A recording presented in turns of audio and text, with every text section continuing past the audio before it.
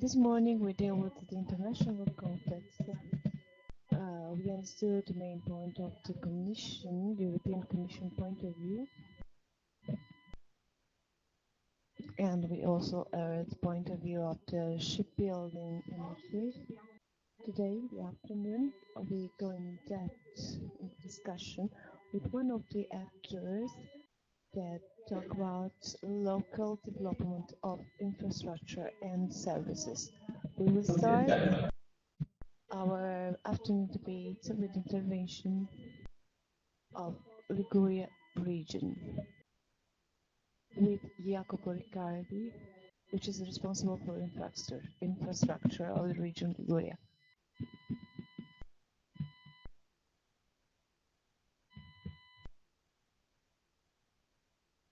Buon pomeriggio a tutti, intanto. Good afternoon. It is my speech and the slide that we start with the work after our morning session. My speech will focus on strategical planification and planning that the region wants to implement as far as infrastructures are concerned, by bearing in mind the sustainability and the implementation of those principles that the EU wants the member states to implement.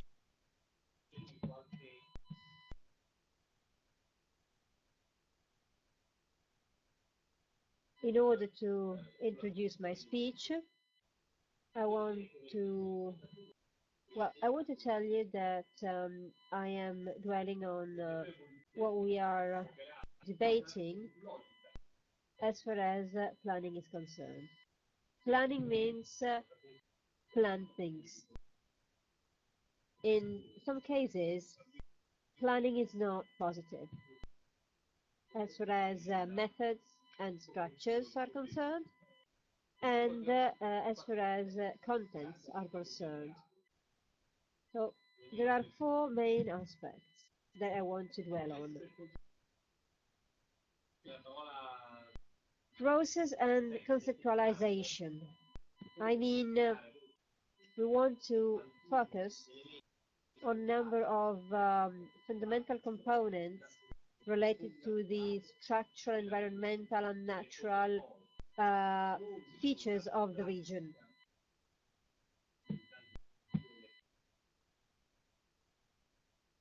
We want to then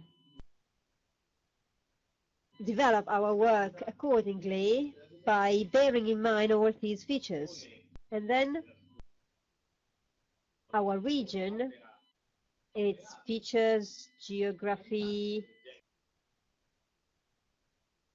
and the Liguria region has been working on a number of projects from an economic point of view, from a structural point of view. So what we have to do is to give to the initiatives and projects that have been developed up to now, and to the initiatives and projects of the future that bear in mind the resources we have got and that are at disposal.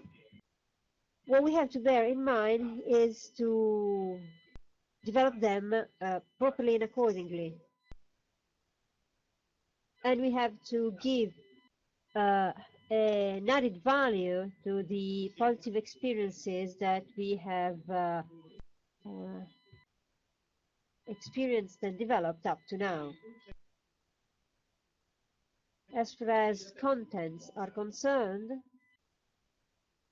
we focus on the competitivity through cohesion. These two words are connected because we do believe that cohesion and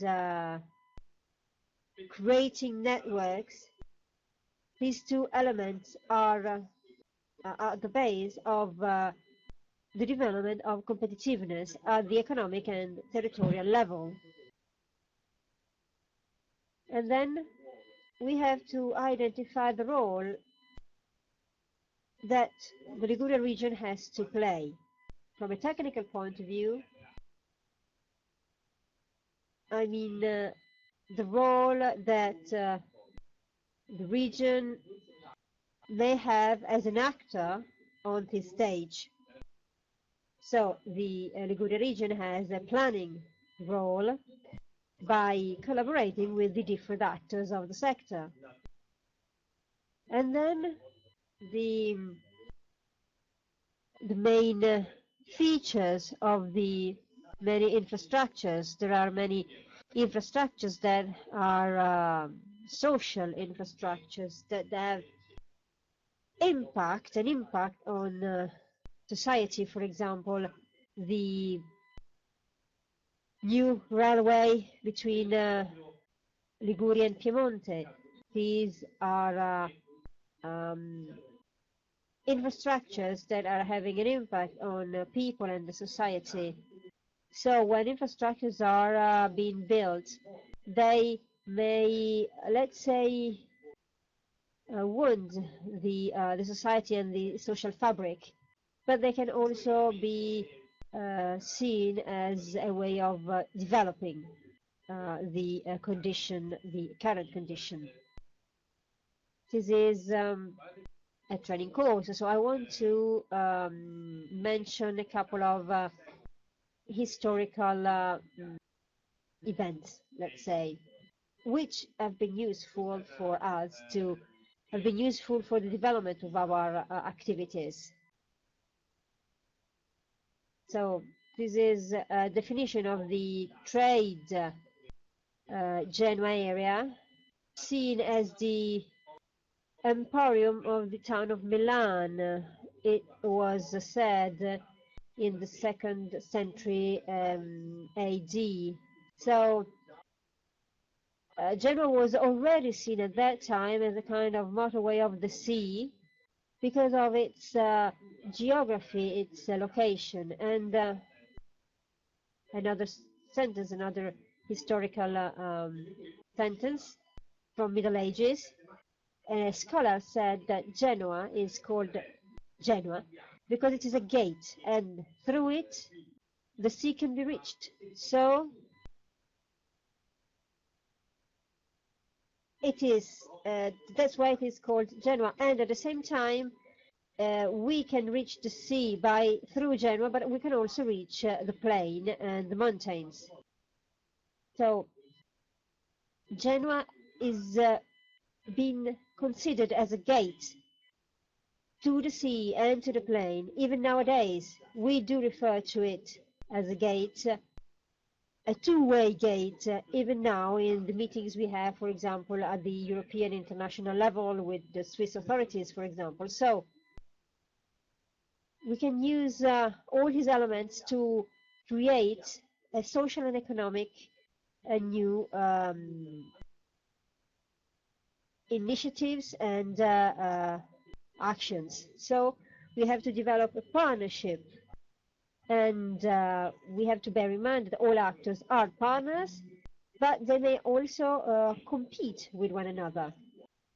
The Liguria region must not take part into this kind of competition, but have to bear in mind that it may happen and how the things are. So we decided to choose another acronym, TPL, ITPL, IPL, which is infrastructure, logistics and ports. And then we are developing a draft on a number of fundamental and essential ideas. First of all, we have to develop a vision, a common vision and common idea in order to find a new launch for the results we have achieved, and in order to find a direction for them. So this paper is a reference point to identify the strategic importance of the infrastructures we have to develop.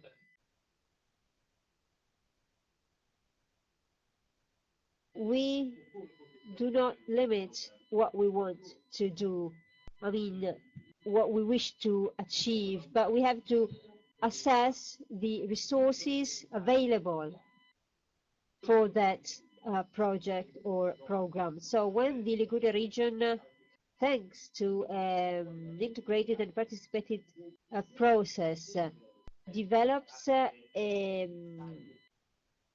common and general framework, so develops a general framework, then that framework will be used to define the choices of the Liguria region as far as the participation into the European tenders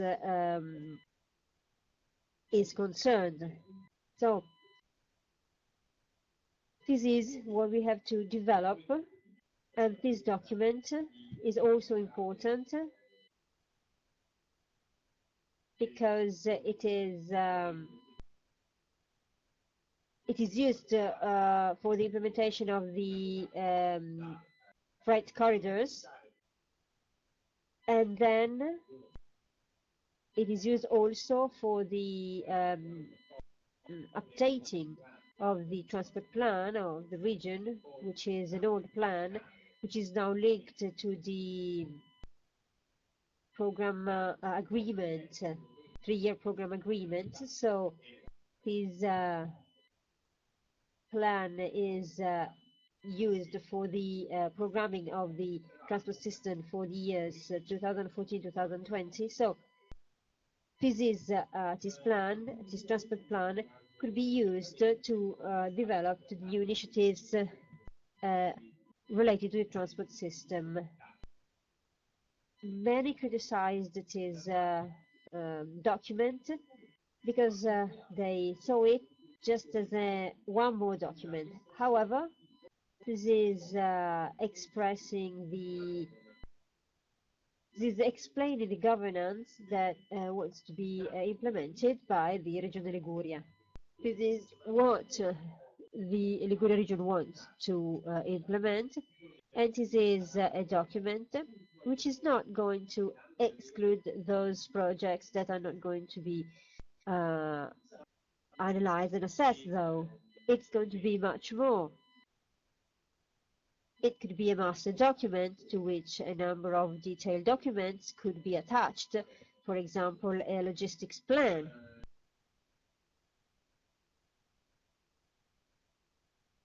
The reference documents will be those documents that have been mentioned during the morning.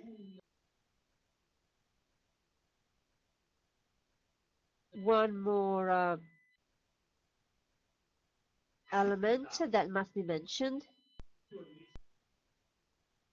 deals with the respect of the context. And I chose the word respect because when public financing is scarce, we need to increase the level of respect. I mean, the strategic choices and the way of choosing strategic issues is based on this respect, must be based on this respect. Stakeholders must be involved.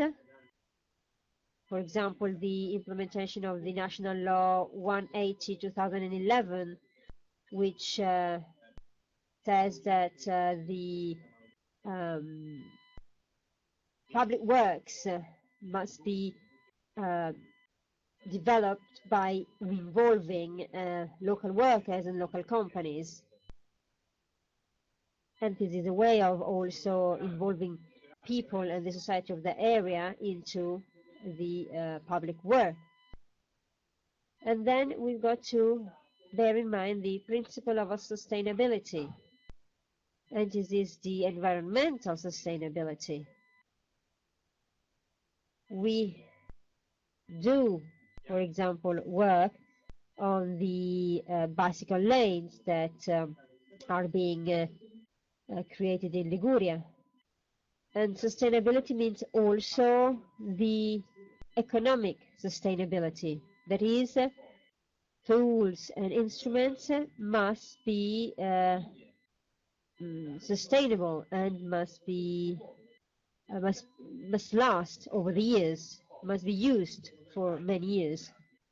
So intermodality has to be borne in mind and being realized.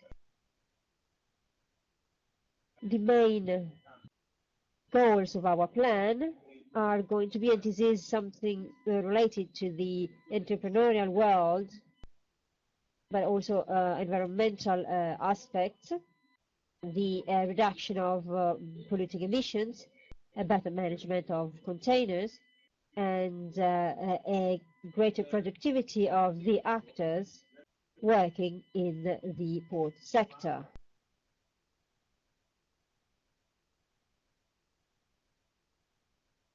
I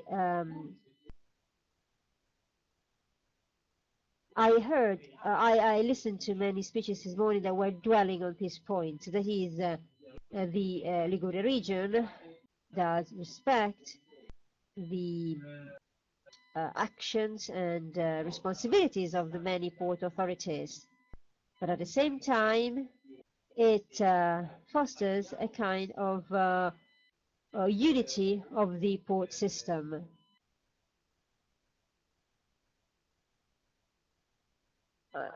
And I quote an abstract from a document, which is a kind of manual for essential public works that are being acknowledged by the government. The latest edition of this document was approved in December 2012. So the Ministry of Transport states that these results must be achieved if the ports of Genoa, La Spezia, and Savona are seen as many different port of calls of the same port system. End of quote. Now, this issue is a new issue for us. We do not have a proper training on this because this is a technical issue. It is a private and business issue. It is something that deals with price chain. So we've got to be able to use these tools or the territorial planning, integrated territorial planning. However, this is something that we have to learn to do, because a number of tools must be identified and then used. So the Liguria region must envisage the presence of many different ports of call, and the development of a network of ports, but also the presence of an hinterland to each port, for example, the Alessandria area for the port of Genoa, but also the area of Novi Ligure, which is now again under consideration thanks to the ancillary works that are being realized thanks to the public works of the new railway link from Liguria to Piemonte, the so-called Terzo Valico. So as far as the planning we are preparing, well, this is linked to one of the three pillars, namely the pillar related to port actions and activities. But at the same time, we are working and planning on many different levels. So the Liguria region is going to take part into all these planning thanks to European partnerships, to conventions or agreements, to the implementation. And this is what we are doing by taking part into the MOS 24 of Directive 2010-65, dealing with the use of ICT in order to streamline the loading and unloading process and operations in ports. As far as intermodal transport, the Liguria region will support the actions of port authorities aiming at developing the motorways of the sea. The motorways of the sea are an adequate instrument and tool that can be really useful for this area. I don't want to go into details here. However, the waterways of the sea might also be used as a new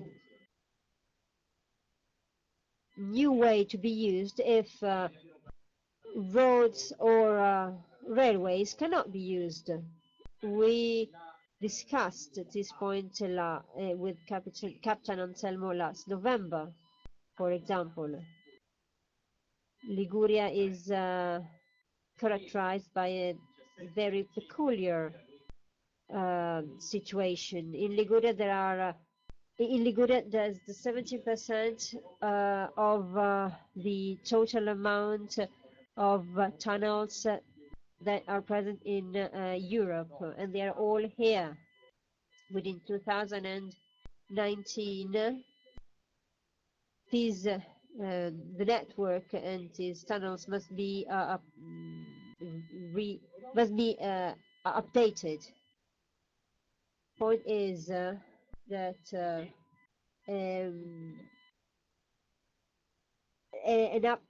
updating of all these system and network at the same time could be could lead to very to difficulties in as far as the passenger, tourist, and goods and freight transport. So the motorways of the sea could be a good solution, alternative solution. And then, in conclusion, road transport was already very widespread in the 12th century here, because roads were chosen over the sea because of their costs. They were cheaper and quicker. So what we have to do here is to develop a common, full common commitment, linking the tools, the economic tools, those tools related to the culture of transport,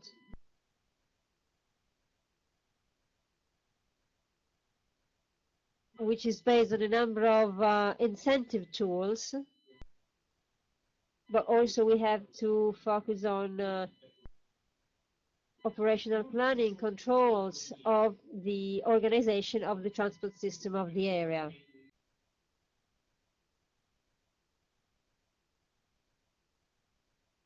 And again, a number of actions have already been implemented in the last 2 months.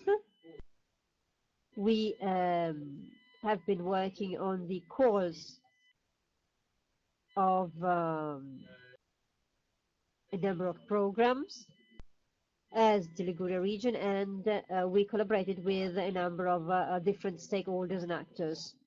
However, we decided to postpone a number of actions on the basis of economic reasons, fundamentally. We also have collaborated with many port authorities. We are going to be partners in a project, in a specific project. We have presented a number of initiatives that may requalify the life of ports, which must be seen as a real and fundamental resource in spite of the current economic situation. And in conclusion, the Liguria region took part into the annual call together with the Società per Cornigliano and the Genoa Airport and with the municipality of Genoa. It took part into the call for the co-financing of the project aiming at linking the Genoa's airport, Cristoforo Colombo, to the railway station of Genova Cornigliano e Rezzelli, so to the railway network of the town. So it is based on the idea of developing sustainable means of transport. This is something that we are still working on.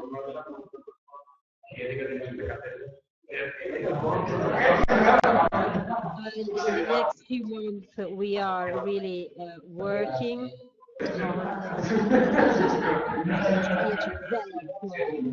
and to turn it into reality. And this is part of the 2014 and 2020 planning for the transport system. Thank you very much. Il ruolo di governance per Thank you, Regione, Jacopo. piano The strategico governance regionale. role of the Liguria region, the regional strategic plan, and the collaboration with the local actors and stakeholders, as well as the respect for the Port Authority. These are the main ideas of your speech, and then the Liguria region and the actors and the local actors and also the Brussels office of the Liguria region have been working in order to have all these issues related to the territory included into the new regulations of the Trans-European network. The elements related to, for example, the Terzo Valico or the railway line between Italy and France, but also the issues related to the port of La Spezia, everything has been taken into consideration and included in the planning for the next few years. Now I am giving the floor to the public. If you have any question for Mr. Riccardi.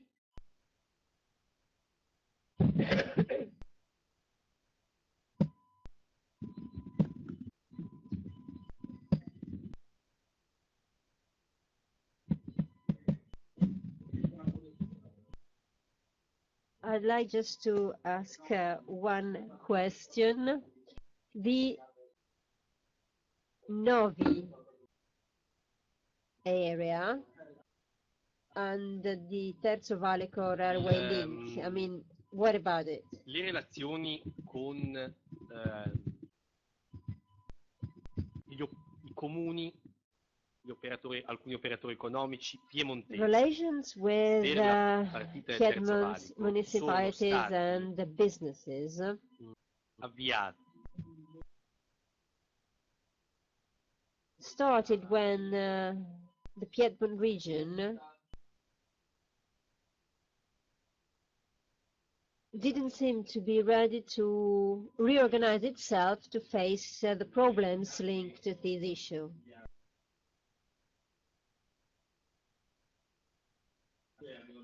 Mr. Poggi, architect, and Councilor Baita, they had already worked on these issues, but the Piedmont region just witnessed the development of these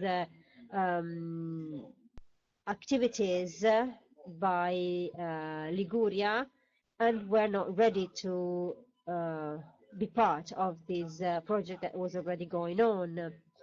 So the possibility was of changing plan, that is, instead of building a shunt, a link, a new and different connection could be constructed in the Novi area, and the area of Novi Sambovo could be considered as a port area in the hinterland of Alessandria, and it wouldn't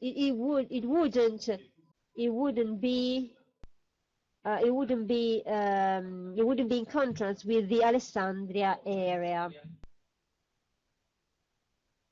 because the Alessandria area was still, well, the transformation of the Alessandria area into a port of transshipment of the had to, in order to develop this area, a number of difficulties that to be tackled and overcome. So the idea of realizing the port of transshipment in the Novi area was a way of solving this problem. So we are going to meet the mayor of Novi Ligure again. Many companies, businesses, and the trade unions are waiting for these activities to go on, and because they're waiting to see how resources can be used. That is a very important and essential opportunity, and the ancillary works that are linked to the Terzo Valico may also be changed. However, we've got to bear in mind the strategic character.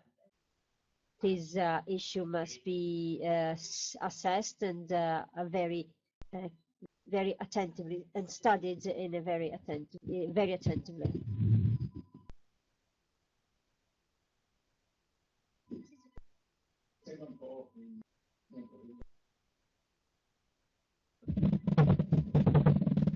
This would follow the invention of this model. What do you define about this framework, this regional framework? It's very interesting, actually, because it shed light on the prefect situation. But as I am, I can say, an innovator, I would like to talk about district, and what about the Liguria region defined as innovation district? We have a vertical focus on one pole, which was defined around logistics and sustainable mobility, which is a very characteristic tie knot. Together with the innovation and research department, but also with Mrs. Canale, it talks about European programs, and Dr. Poggi as well. This poll, even in the field, in the wake of innovation, should find some priorities.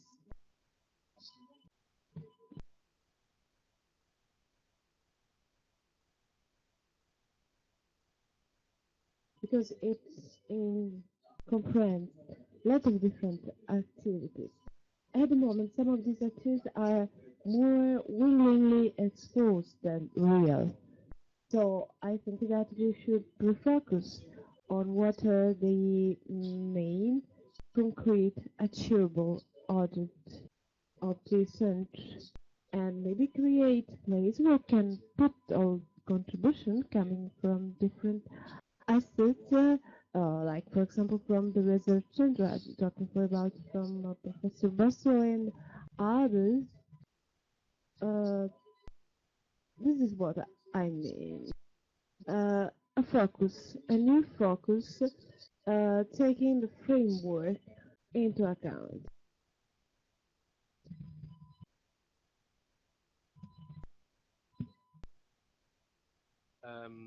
Colgo il Thank you suo invito. for your invitation, and I would like to take advantage of this occasion to talk a little bit more about infrastructure, because this is a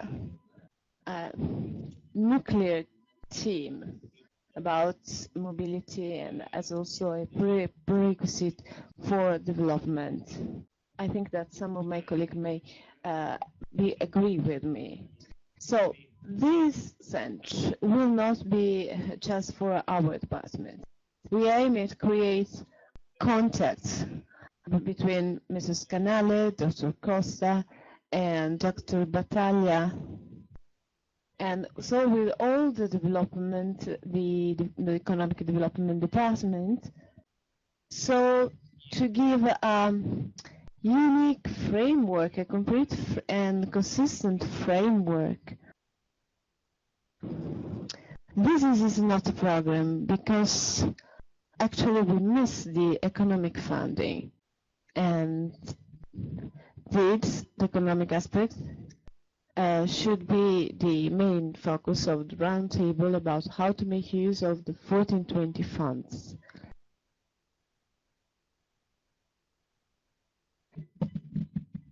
But it is about to set our priorities for development and how our priorities can combine with those of other subjects. The work we are doing is done in terms of participation and involvement, maybe not in a structured way, so we should be more compelling about this point. But we're trying to involve different actors. Some of them would be the first to be called in, like Spediporto, which is the freight transportation career, and other career that are more instrumental because of their experience. Because of their experience, the region should be able to have a dialogue with them, to discuss some and create a common ground for operational basis. This will be better seen on the basis of fighter tools. If there are no more questions, I will ask next speaker to join me. Another actor, which is really fundamental about motorways of the sea and environmental economy, which is the port. I would like lawyer Giuliano Gallanti, which is the president of the Livorno port, to make his intervention. Good morning. Thank you for your invitation, first of all. My intervention would be really concrete. I will talk starting from my experience at Livorno port and also previous experience in port of Genova. Before to talk specifically about smart cities and intelligent interoperability, I'd like to introduce some about the motorways of the sea on the concrete side of the question. The concept of motorways of the sea created by the Commission was a very precise concept at the beginning. We define as motorways of the sea the ones that transfer from road transportation to sea transportation, the transfer freights or goods from road transportation to sea transportation. This is what it meant in the beginning.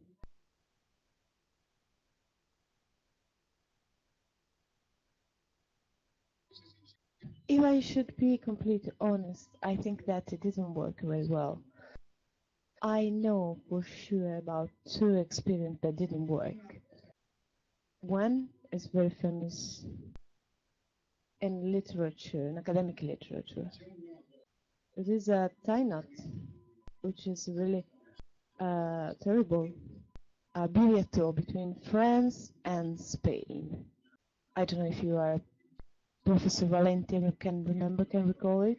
It's a small place in the Basque country, in the Basque countries, especially between the north of Spain.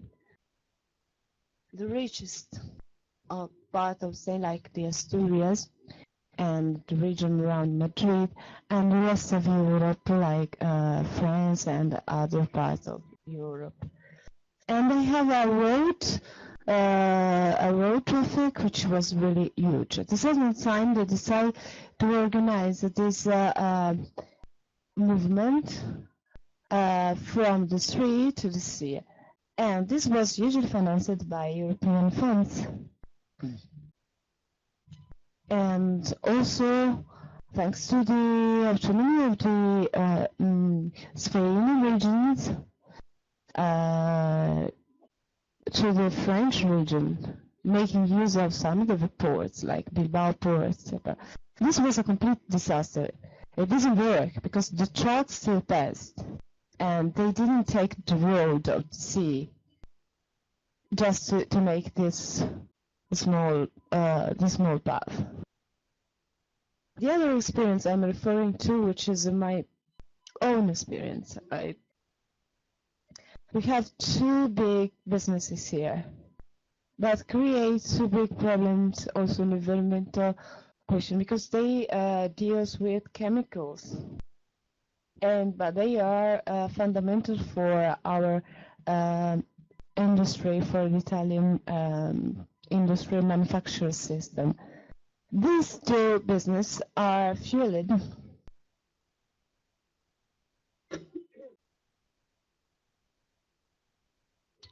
so they are fueled by Spain and by Marseille. And all these refueling come by truck. They are really the ecological bombs. And it's a miracle that nothing really happened.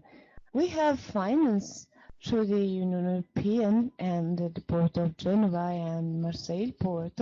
We developed a project to make that this traffic of hazardous freight would pass through the sea instead of road. It didn't work. It didn't work because the cost was higher than sea transportation, than road transportation. So it would prefer to stay with the old solution. So the first problem I think we need to raise is about the Eurobonus, because this Eurobonus would be really significant. The second point about motorways of the sea, which I can see directly in the port of Livorno, is the following. If we apply the correct concept that the connection should be created between two European ports, but I think that the problem is now not between the two ports. I don't know how do you intend to call the port, but is how to connect the Torino port with the Maghreb port. And in this moment, we are really the first steps, because there is no common policy. Everybody takes some steps. Spezia, Savona, all run for themselves. French, Spanish are much organized, and I fear that their plan would work much more than ours. That's why I would talk to Mr. Oliveira that before we would talk about extend the waterways of the sea to the other coast. But this important suggestion has not come to reality, and I think that this would be a huge card to play in order to solve our problem. At Livorno, we are thinking about something. Last year was really a dreadful one. We are thinking about the future. And as they will come,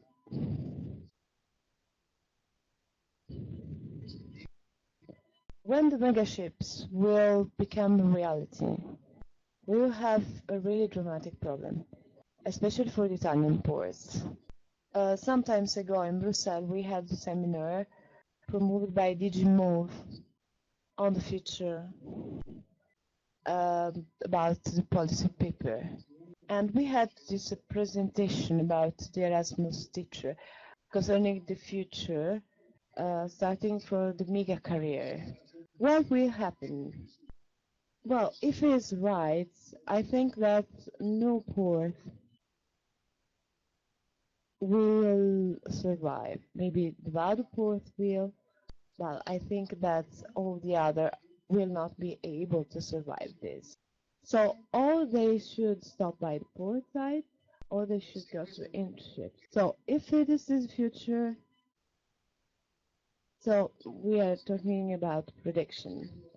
So, I think that speaking about Livorno ports or other Tirreno ports like Genova port, I have also been for 8 years the president of the port of Genova. I think that if we unite, we can create a different game. Otherwise, the port of Livorno game will be this. That is to allow a connection, which now is really difficult. Now we have this career that from Tantori to Livorno cannot directly come to our port, but it has to cross Valencia, which is really ridiculous, and there are not direct connections. So what we need is a direct connection and a strict policy on the Maghreb port. We never had a policy, a government policy about the Maghreb port and the connection with it. We never had a strong, serious political initiative about the Italian port since. We should create a new initiative also from the cultural point of view. Some years ago in region, we invited some Maghreb authors, some Italian authors, and it was really a way to create connection between the two worlds, especially with the Algerian world. This is how the things works. This is not about only about infrastructure and concrete initiative, but it's also, in my opinion, with strong political initiative, which is something that today we really don't have. And what concerned about the Mediterranean, for the part that we concern, the Italian government should have a stronger political initiative to sustain the port system and the industrial system. Some think that Maghreb is the new China. Maybe they were before the Arab Spring, but of course there's some big change.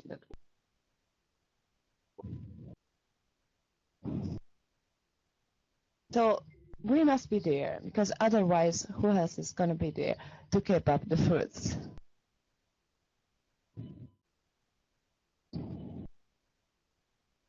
So we are not only supposed to plan, but we are also supposed to act. As I can see from the Livorno portal, this is one of the hugest problems we have. And so we should tackle it. We should find every possible combination to tackle this problem from a concrete front of view. This is all about motorways of the sea and about the concrete system, port oil system. And I also think that it can affect other ports in Italy. That's why I'm strongly convinced that the strong political initiative about Maghreb should be programmed at national level and involve all other Italian ports.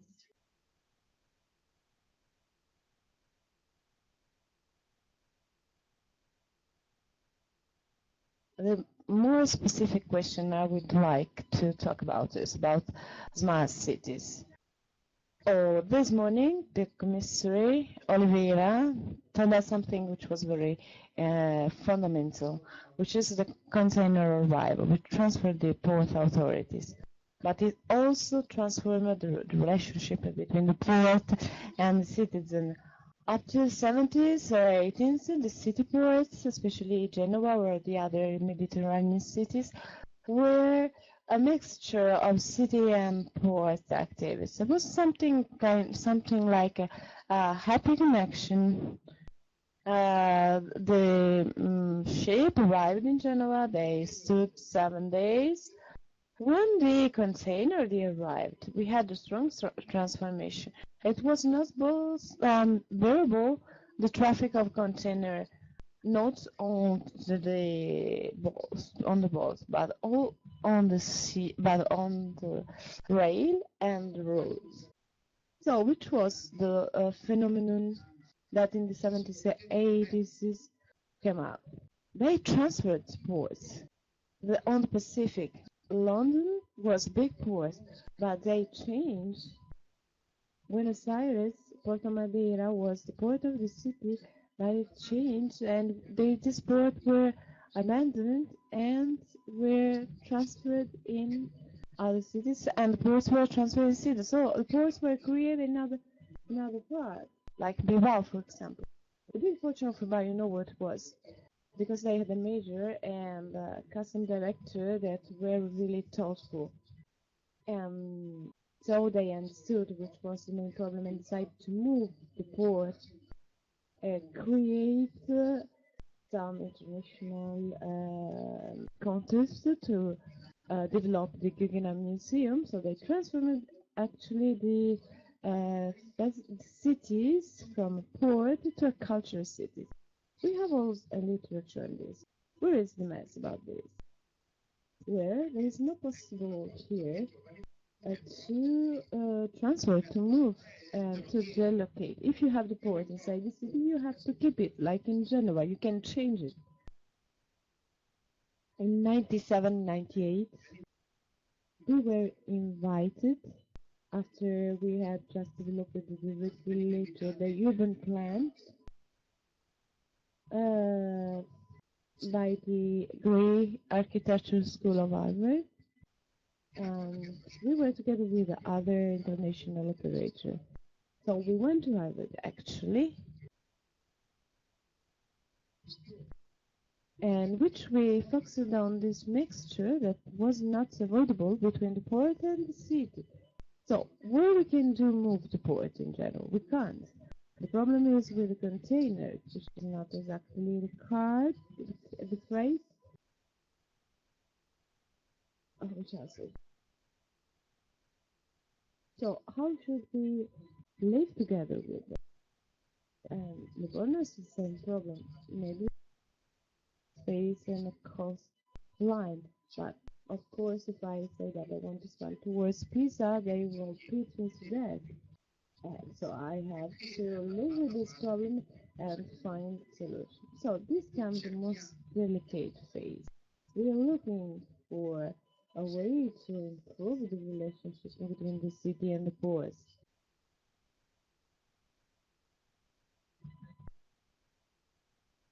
We signed recently an agreement with Paolo and the port to create a relation of informatic data exchange in order to have good information about the product we are about to receive. So it's an anticipation of the product we are going to send, which allow to be faster connected. We did something different and more interesting about the docs for the electrification of the docs.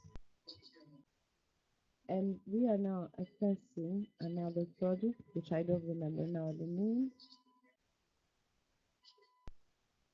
just to be sure that the boat, when they approach the port, which is the moment where they pollute the most, especially the travel when they enter to the berth, they always keep the module on.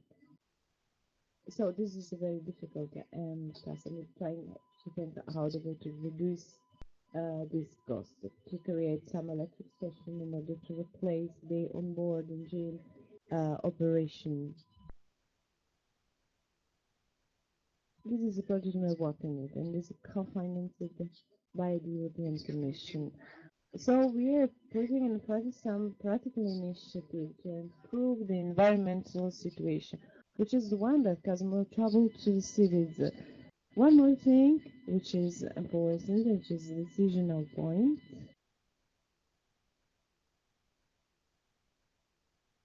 Sorry, that there is no Genova, so they can replicate. So your, sorry, I was joking. I was thinking about the law declaration about Model 2. We fought with Model 2 for years because it didn't. I don't believe in the third getaway. I don't know why it doesn't believe in it, because it says that you need proofs, evidence that creates enough evidence that there is enough traffic to support the creation of a third getaway. One of the things that we should keep in mind in Livorno, and which is one of the disinvention points, is about the depth of the sea, because they are very low and they're not this.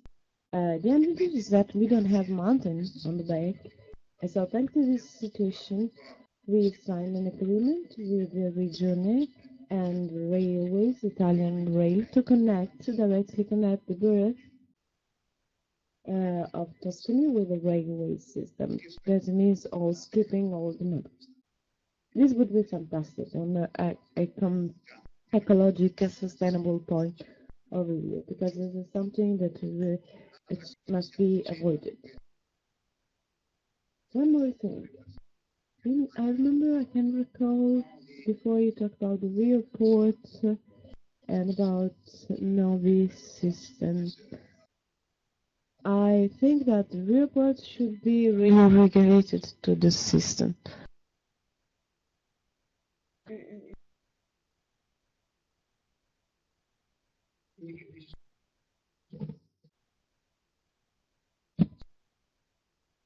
So the dry port of the real port should be a valve. Should be a valve, an exit valve where vehicles can sort out. We will try to strive to get it, but it's very difficult because it's reflects between the birds. It is true that it would convey more load, but it would be much easier to fight against pollution, because we would use the bird as gate and not as containers. Last thing, one more thing, which is most difficult in my opinion. There is this book.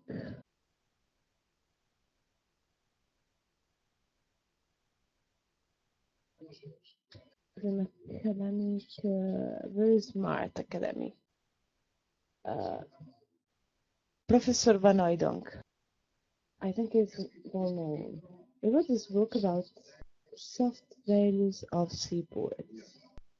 He introduced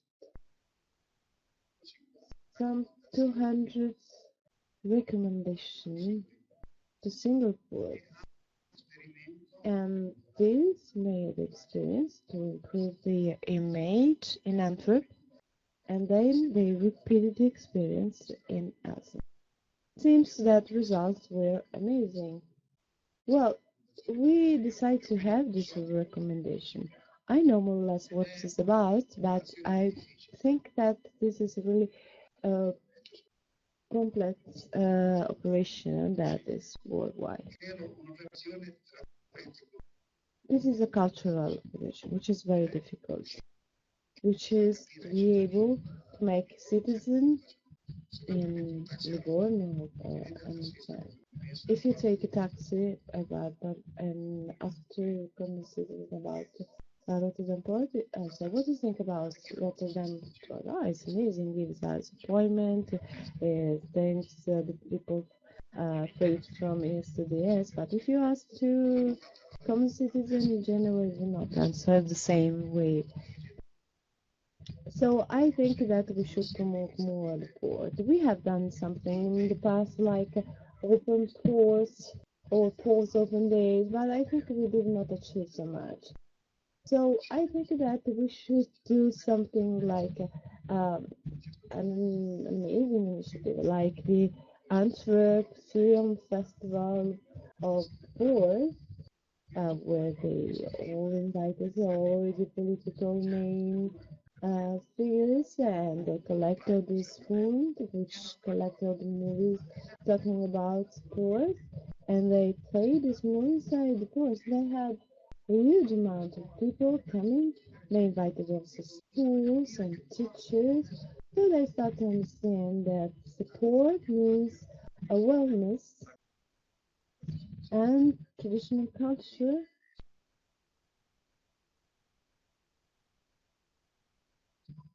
This is something that needs to be developed, invented. Above all, we have to win the resistance from the traditional authorities, because we also have to think that sometimes the port authorities doesn't want to know anything about creative relationship with the ship. And this is different from the north, from what happens in the north. I don't want any people from municipality of Genova get angry, but I remember when I was invited by Mr. Schumacher to a debate in the Council of Rotterdam. They talked some language I couldn't understand, but we could understand English that was provided, and they were on a different planet, because the difference of Rotterdam was a major shareholder of the port, and his participation was really high level at the cultural level. They confronted each other at high level and tried to find which was the finest solution according to the two parts involved needs. I went myself to the municipality about discussing some problems, and this was really went to the different ways. I should leave at once for not creating more problem. And we're talking about a very important point. When I did it, it was another mayor, another council, but I'm almost sure that nothing has changed ever since.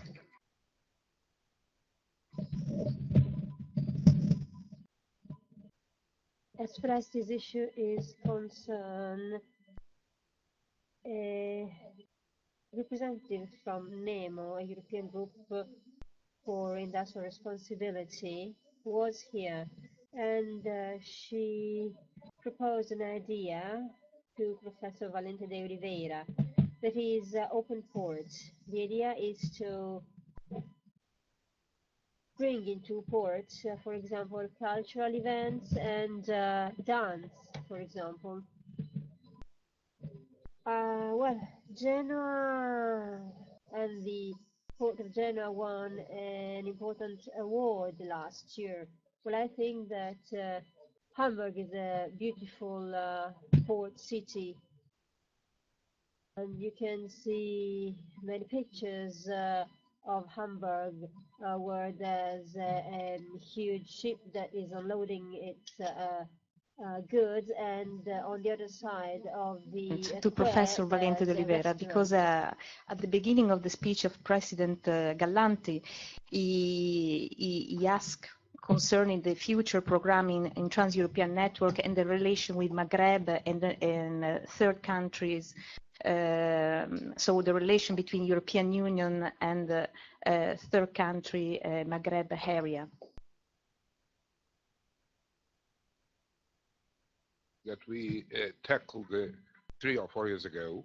I visited in Barcelona, where is the seat of the great organization regarding the relationship with the Maghreb, and there was the idea of starting with cooperation between them, trying to transfer knowledge to the North African ports.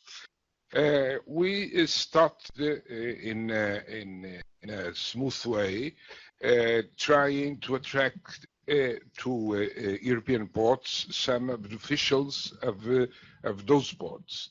But suddenly everything was interrupted. And I do not think that very soon we can start again, because we started by training people. It was attracting people, and they came to some of our meetings.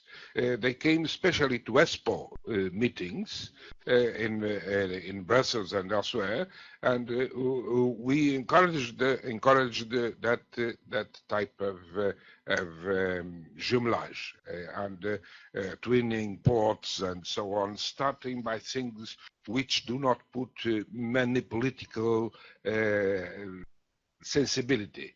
But unhappily, after 2 years, things have to wait.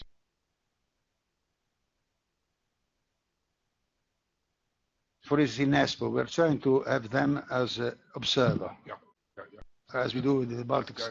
But it's very difficult, but they change. You speak with somebody, 1 month after, is not the same people you met. Nevertheless, I think we should probably, this is my personal opinion, make more efforts to try to establish. I agree, but they have to settle it.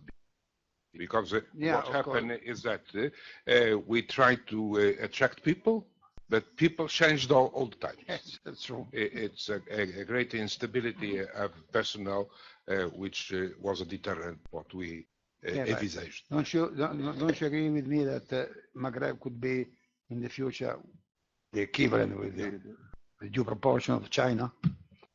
Oh, I do not think so. No. They can be a great area for exchange of the trade for us, but neither the dimension, neither their attributes. When we compare what is going in the Atlantic with what is going in the Pacific, even with things like connections to Panama Canal. The new Panama Canal will be opened in 14 of August 2040. 14, because it is the anniversary, the century of the present canal, and that will be an explosion. But even not without that explosion, if you compare what happened to the ports, the Mexican ports of the Pacific side with those of the Atlantic side, it's incredible the rhythm of growth from the Pacific side. Lázaro Cárdenas is growing immensely, and especially in containers. Containers is something that is being revolutionizing completely the Pacific Basin. Yes, my fear is exactly the opposite. With the opening of Panama Canal, Rotterdam, Antwerp, and the northern edge will be stronger than they are now. With regard to the Mediterranean, of course. No, I am not so pessimistic.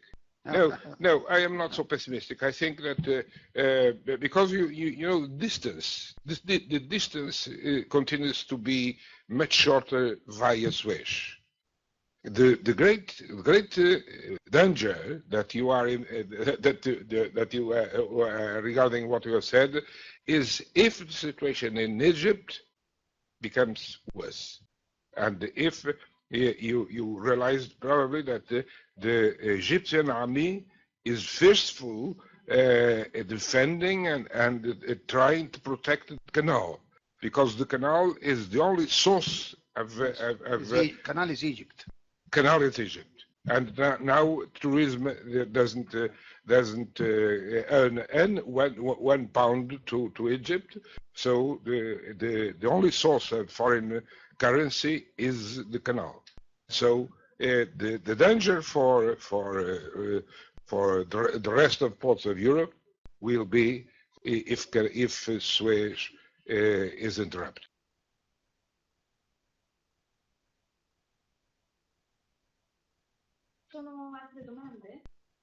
Any question?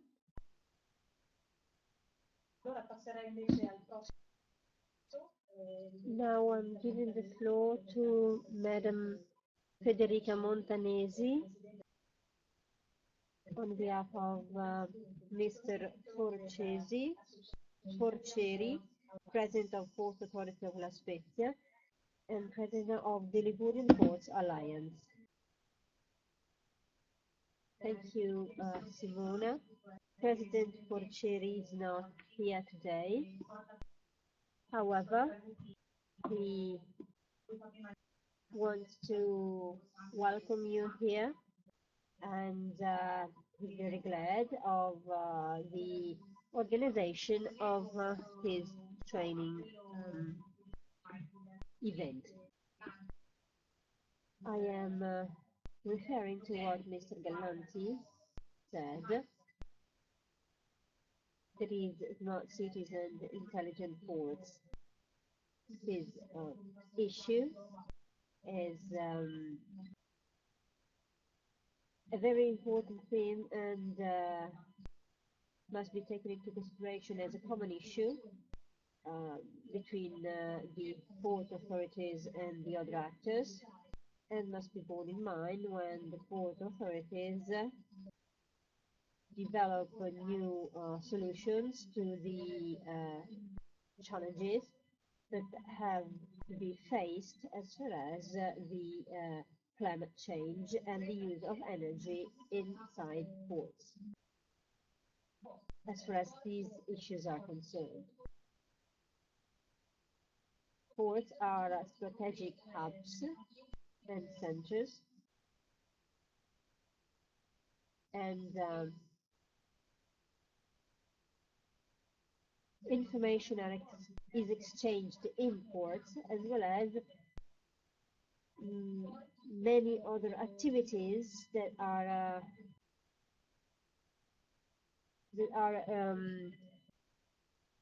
developed inside ports. Ports use energy, large quantity of energy, and so their activities have an impact from an energetic point of view, but also from the point of view of polluting emissions in the surrounding areas. So what's important is that port authorities, as the managing authorities of the activities of ports,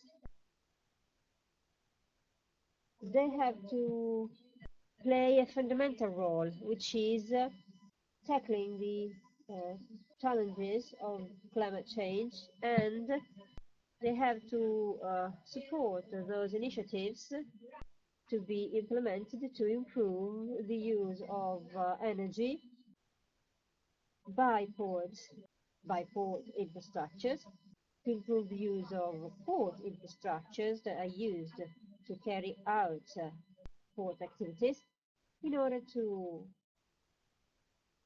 lessen the impact of the port onto the surrounding areas. The fundamental problem that has to be tackled is the fact that the port is very, very close to the town. The port area is enclosed within the custom area, And the custom area is a sort of a frontier between the port and the city. And this is a kind of also cultural barrier. The port of La Spezia, as Mr. Gallanti mentioned, the port of La Spezia tried to involve people into the life of the port, tried to teach students how the port works, its activities, thanks to many initiatives.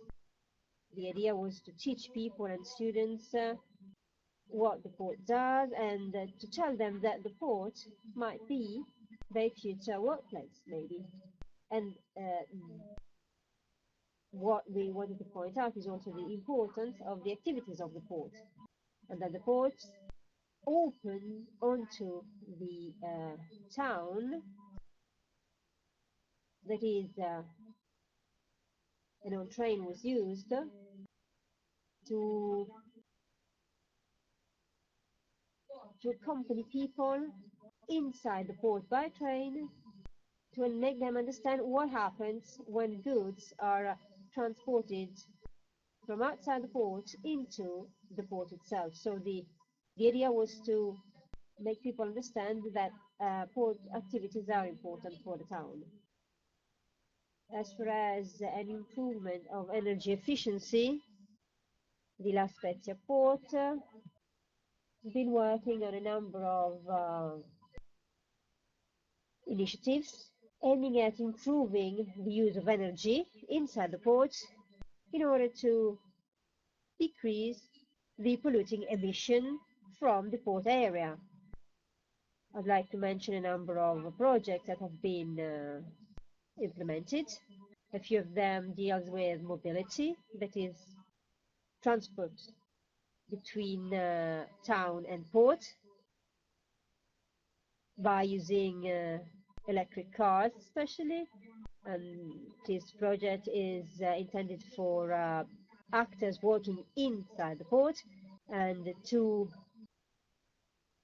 electric recharging points have been set up inside the port area, and this has been done in collaboration with the municipality of La Spezia.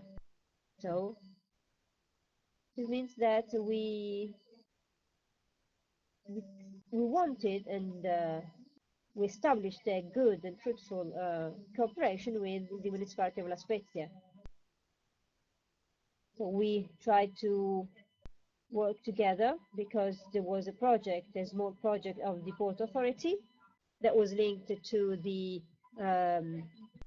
larger project of the town of La Spezia related to the urban mobility of the town, and these two projects were linked together and implemented together. And then the parking area outside the Port Authority building, this area has been covered by using photovoltaic panels, and this energy is used to feed electricity into the electricity recharging point inside the port area, and this point is used to recharge electric cars, the batteries of electric cars. So in this way, the energy that is produced is used as in the best possible way. Another project that is being developed is the called ironing or short shipping supply, which is being implemented in the new crociere quay in La Spezia port. This means that the cruise ships that are going to call at the port of La Spezia and make berth there, they can connect to the land electric grid, and then they can switch off the engines. This new quay is being developed at the moment, and we want to develop a similar project for goods carrier, and this is going to be part of the new extension of the trade port. However, we want to anyway prepare that part of the dock for the for ships, for carriers, in order for them to be connected to the land grid and switch off their engines. There's another problem. Ships must be retrofitted and updated in order to be able to connect to the land grid when making berth at the port.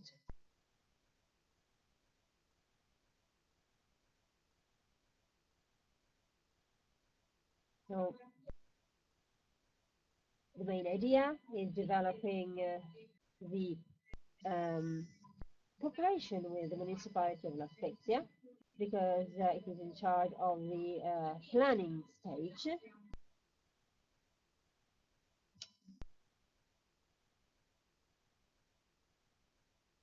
And this collaboration is of the essence in a town where the port has such an essential role. So the two actors that must develop a strategic and planning vision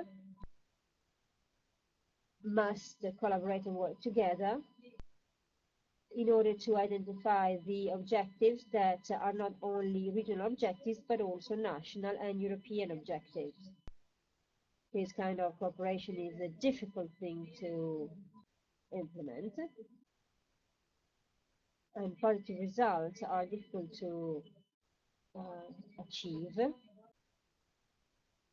There are contrasting opinions, for example, as far as the procedure to be implemented to achieve the result. As for the procedure to be used, to be implemented, to be used to achieve these results.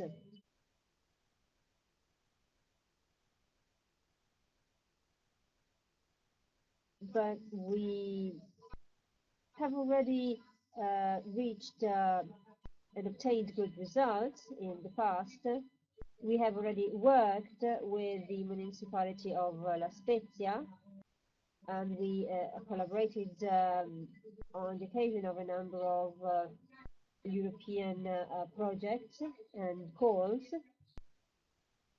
And this experience helped us to understand which are the common goals that we want to achieve as for sustainable and energy efficiency, and as for the port and city interface.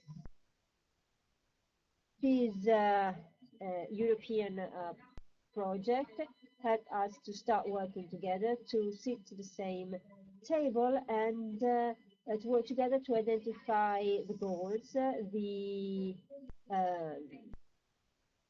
the common objectives that have to be identified to develop the smart network, the smart grid. And this was an experience that helped us to really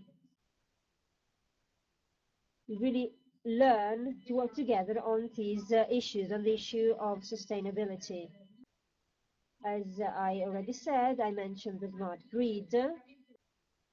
What is a very real smart grid. I mean, something that is built because this smart grid allows energy to be used by many actors, because this energy that is generated is transferred to the national grid and then exchanged and it goes from the port to the town and vice versa. So this is something related to the energy saving, to the efficient use of energy. And this is an example of how port authorities and towns can work together to solve the problem of a better use of energy. What is needed to achieve this goal is not only the cooperation among port authorities and municipalities. What is needed is also the involvement of stakeholders such as universities, centers of excellence, research centers.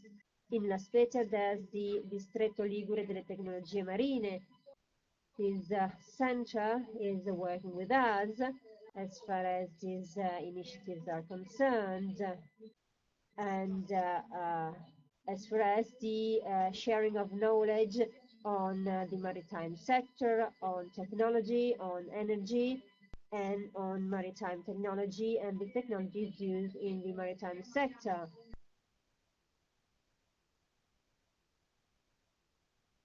The experience we have started with this center has been a very positive one, because this center has been working on these issues for a long time, but there are also other projects related to research on safety and security issues, and on the protection of the marine environment, so on the issues related to the environmental aspects of ports. And also the identification of those resources that can be used to protect the marine environment inside ports.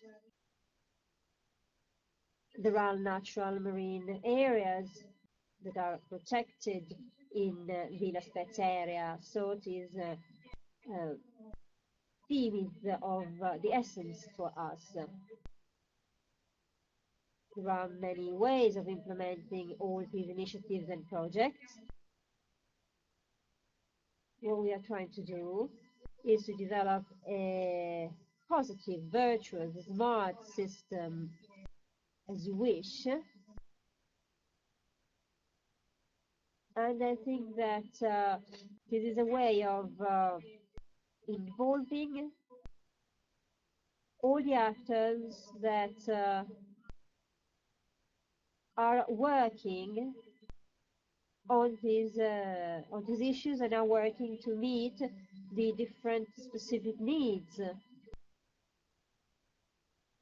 And this can be done by sharing knowledge, by sharing training, for example.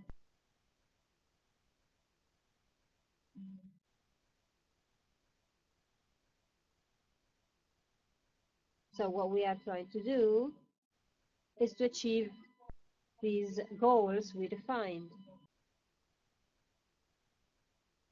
As far as intelligent ports and everything which is related to it, the logistic issues of the ports, a number of initiatives are being developed, and they will be then described when you visit the La Spezia port on March the 12th, and all these initiatives will be described there.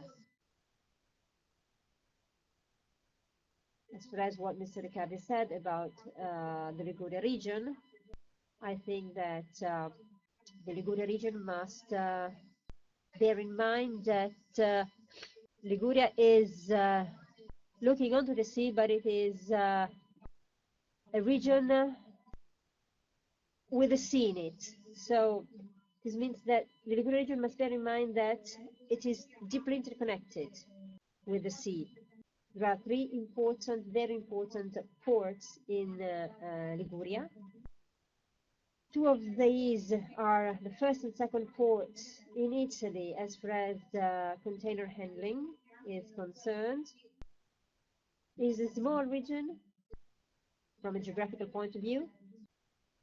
However, it is a very logistic region. I mean, it is a region where logistics is important. So port roles and logistics must be taken care of in the whole region, and all the actors that work with these two elements must work together. So I am really glad that the last day of this training course is going to be in La Spezia. So students will be able to see and visit the La Spezia port and see how it works. And they really hope that beyond this course, I hope that this cooperation with the University of Genoa, for example, that the cooperation on the sharing of knowledge on these themes and issues, I really hope, I sincerely hope that this will go on in the future, because the students that just got their degree will be the users of these systems in the future, and there will be those who will be asked to implement the solutions that are needed and will be needed to face climate change. So this is the end of my speech, and I am welcoming you in Spezia on March the 12th. Thank you, Federica. On March the 12th, we will meet in La Spezia. The companies, agencies, and the institutes that want to take part into these visit in La Spezia are invited. If you want to come, please tell us. There will be a coach leaving from Genoa at 8 to go to La Spezia, and there will be a definite program for the day. Now, questions are postponed to the end of this session.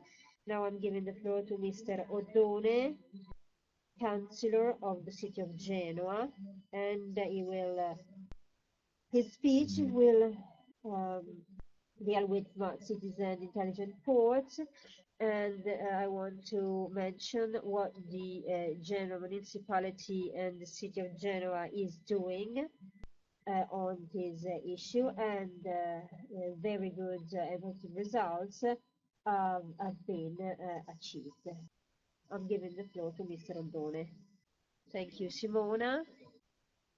First of all, I want to apologize because I was late, and well, at the end of my speech, I have really to leave because I'm busy afterwards. But I really wanted to be here because I'm really interested in these issues, and I think that this training course is extremely important. I am dealing with economic development and smart city, but also with intelligent ports, and especially I am dealing with the interface between port and town, and with the relations between port and town, which is sometimes difficult. The Smart City Association of Genoa is a governance structure which was founded a few years ago.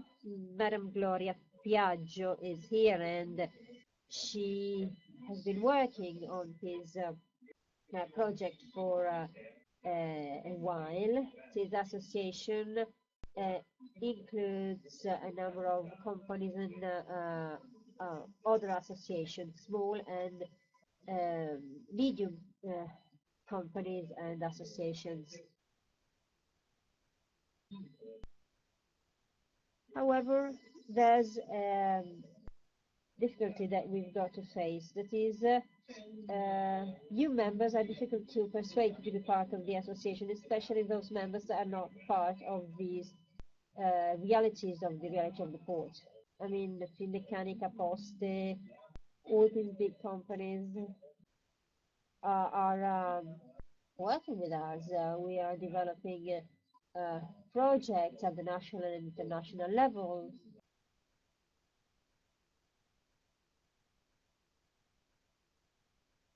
The results of the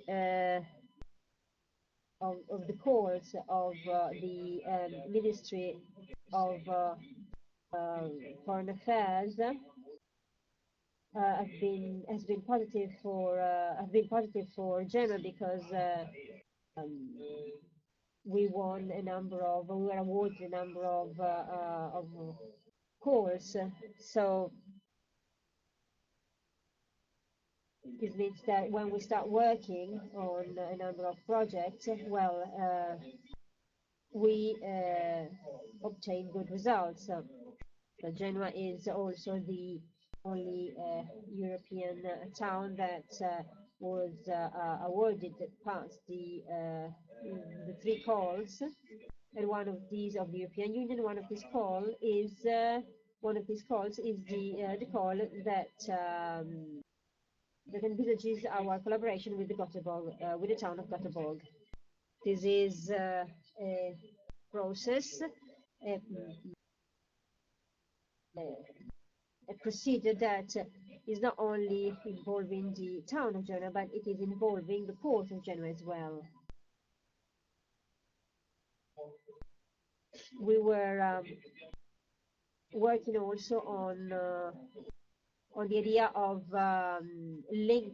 connecting ships to the land grid, because when ships are in the port of Genoa, well, they keep their engines running and they create pollution. So the connection of these big ships to the land grid could be a very good development. And then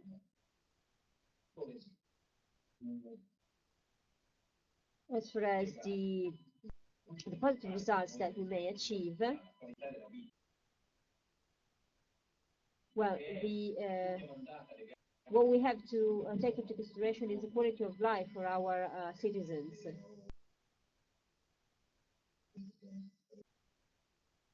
We have to,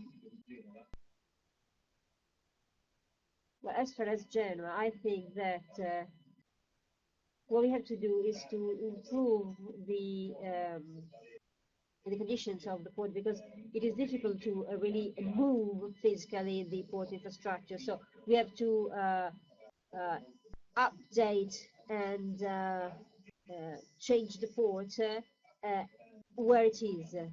For example, the Terzo Valico is included in the program of the current mayor, and this is one of the issues that we're debated here today. Very interesting issues, by the way. We've got to really develop, because we cannot go back. We cannot go back to past.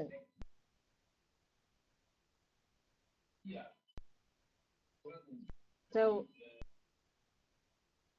we need to develop integrated planning, and I mean that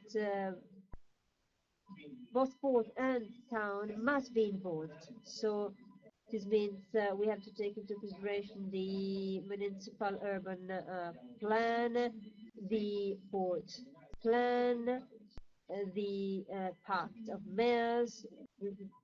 I'm referring also to the role of the authorities and the president of the port authority ought to be considered a kind of mayor of the port, so is supposed to be included in the pact of mayors. So we are working on these new collaboration, of this collaboration.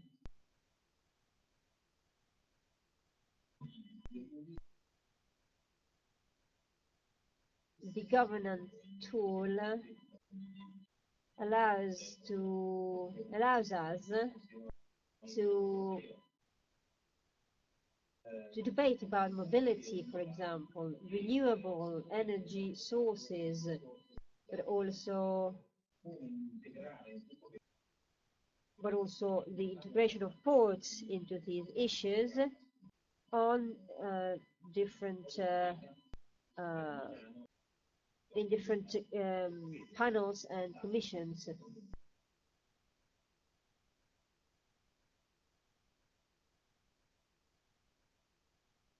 As you know, as far as the calls, there's a leader of the project and a number of other actors that support the leader and help it to develop the project. And Genoa is in a good position because it is the only town that is a town on the coast, on the sea. This collaboration can be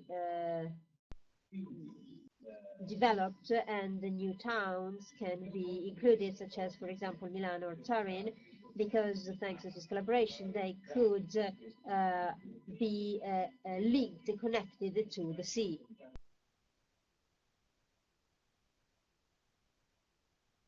The Smart City Technical Committee is presided over. Professor Giardini was here this morning, and thanks to the work of such committees, the needs of the smart cities and of this new collaboration are being transferred to the territory, as far as, for example, the need of finding financing, for example, as far as the need of finding financing is concerned.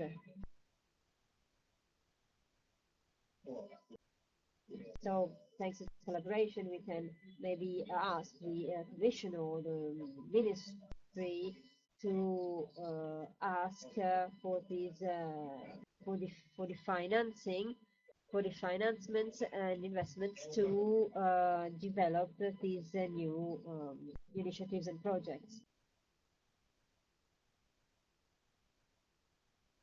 It is a way of getting things done, because what we have to do is to create a real network, a real planned action to work together to achieve these goals. What we lack as far as industrial policies are concerned is the presence of a government that takes care of all these issues. In the last few months and weeks, the government has really taken care of these issues in Italy, so without this support,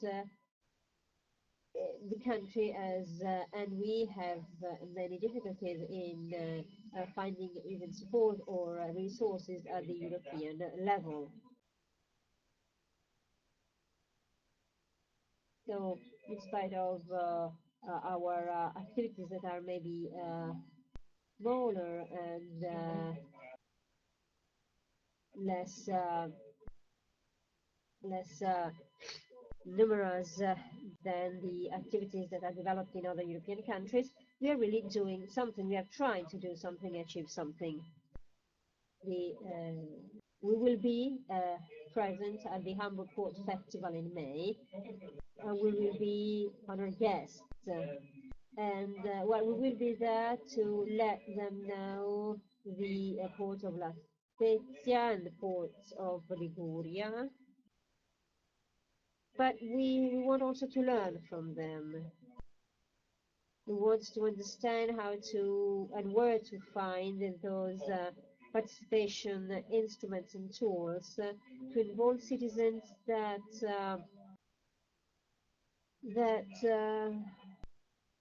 that how to see their port as as a resource and not as a stumbling block, as an obstacle.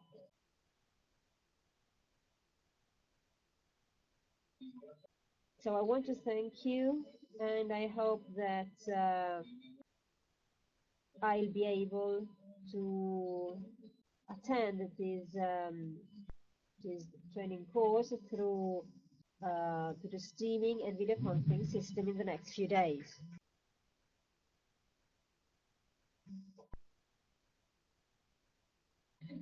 I want to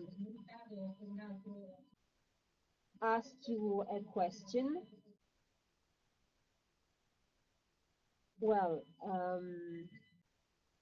this is the same question I asked this morning at Mr. Martinoli.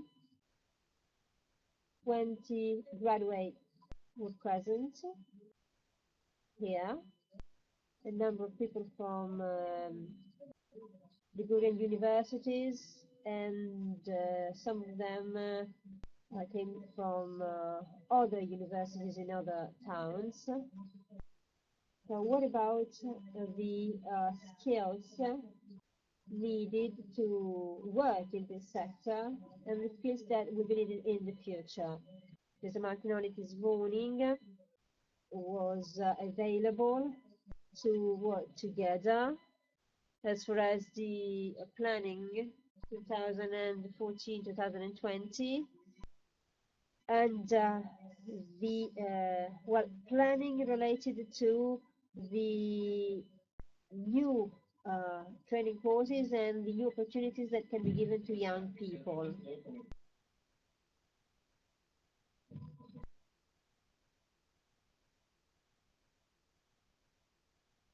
As public authorities, we cannot really teach something that we are not entitled to teach. However, I think that maybe the Liguria region can support this, can do this. However, we can be part of this plan by helping and defining the resources that can be used. The municipality of Genoa presented a notice of competitions, which is closed now. However, this notice of competition was published, and it is dedicated to 20 graduates, and they will work with the municipality of Genoa, and they will work on issues related to smart cities. I mean, the municipality of Genoa, through the services that it develops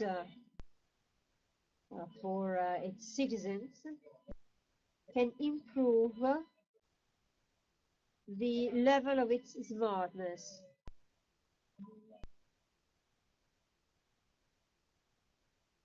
His students, his graduates will work in all municipal departments. They won't just be secretaries or assistants that are asked to copy documents.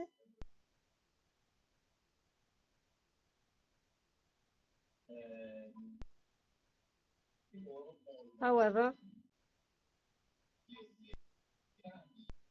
they will learn and will understand what the difficulties are, but also they will learn how it is rewarding and interesting to work for one's own town and one's own public authorities. People are going to be selected in the next few weeks. They will be working with us since from May onwards, And the Ministry for Work, they will reimburse them, and they will be given €500 a month as a reimbursement of expenses. Then I I'm sorry, I do apologize, but have to go now. My colleague, Sebastian Marx. Sebastian is my colleague in Brussels, so I'm responsible of Regione Liguria. Ciao, grazie.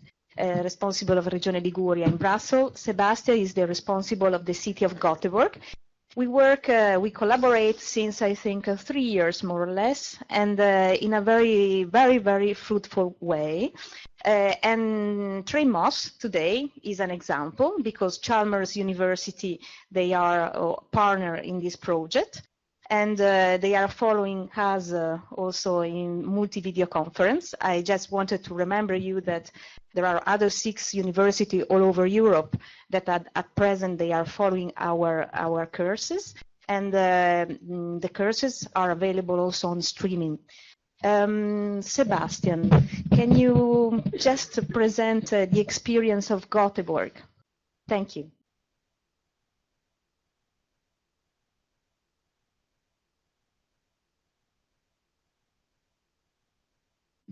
So thank you very much to the University of Genova and to the Regione Liguria for inviting me here. It's a great pleasure.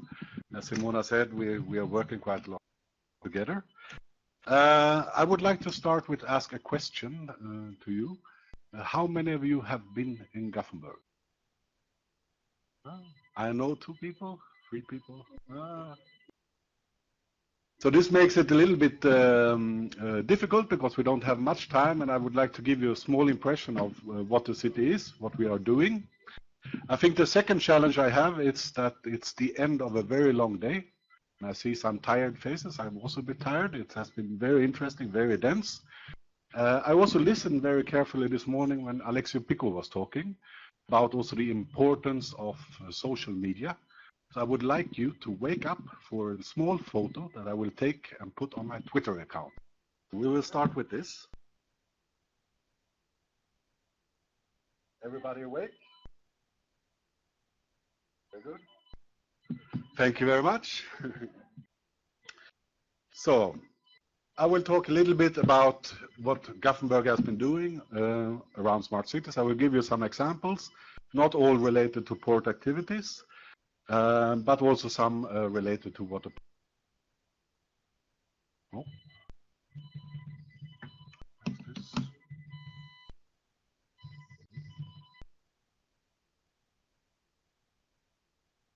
Okay. Gothenburg is located up in north of Europe, but in south of Sweden. We are the second largest city. We're the second largest city in Sweden. We have 500,000 inhabitants within the city, 900,000 in the city region. We have a strong maritime tradition. Today we have companies like the Volvo Truck and the Volvo Car Company, which are quite dominant in the city. But we also work a lot on the so-called knowledge society. We have today 65,000 students within the city. And this is a picture of Gothenburg from the 1970s, where we actually were the largest shipyard, at least for 1 year, but we were for several years one of the largest shipyards in the world. And of course, things have changed since the 70s. There were big changes in the economy. We had the crisis, and we had to close down the shipyards. And this is also a challenge that you are facing in Liguria today. So I think it could be very interesting. And what has happened is that we had quite strong political leadership throughout this period, which has been very difficult for the city. Of course, many workforce went out of their jobs. But we have had a commitment to improve the city, to change the city, to work more on the sustainability agenda, even since the 70s. Of course, today we also have European Union policy. We have the EU 2020 targets. We have the Covenant of Mayors, which says that cities would go beyond the goals of the European Union, which Gothenburg has signed, which Genova has signed, and many others. There is a tendency to urbanization, I think, everywhere. In Gothenburg, we are counting on 1.5 million people in about 20 years living in the city. So we are building a lot of living space, a lot of workspaces, a lot of infrastructure development to accommodate this.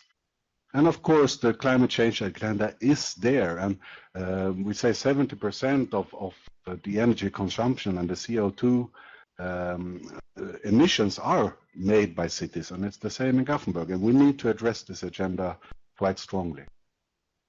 So this is the same area today as you just saw in the other picture. It has changed completely. There is university campus on the site. There are very nice apartments with sailing boat places. But of course, there is also economy behind this, and there is a lot of business going on. We have become a media center in Sweden.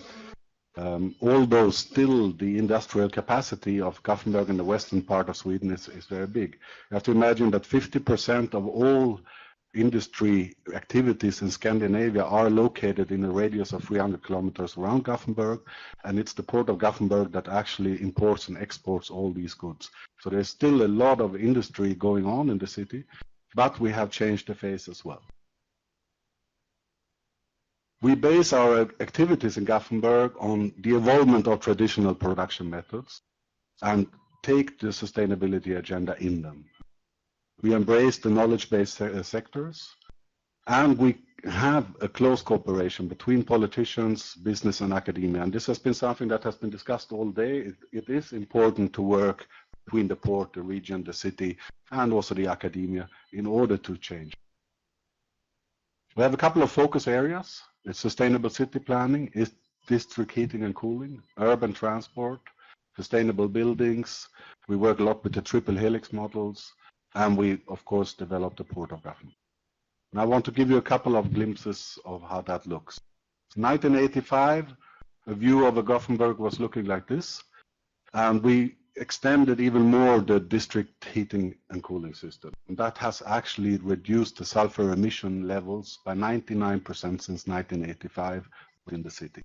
The air quality problem is still there, and of course it's still related a lot also to the maritime industries and the port activities, but there has been a significant change. So actually this is how it looks today. And 90% of our buildings are connected to the district heating system, and that is probably the largest factor in reducing all these emissions. We are investing heavily in biogas. We use the existing natural gas infrastructures. We produce renewable and locally biogas. We use it for cars. We have quite a large car fleet based on biogas. We are building what will be, if we manage to build it entirely, the world's largest biogas plant, which actually produces biogas which would drive 75,000 cars in a year.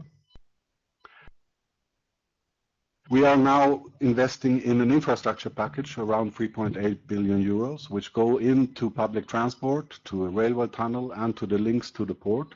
The port is located very centrally, not exactly as central as here in Genova, but it is quite centrally located in the city. So it's very important that we improve this infrastructure.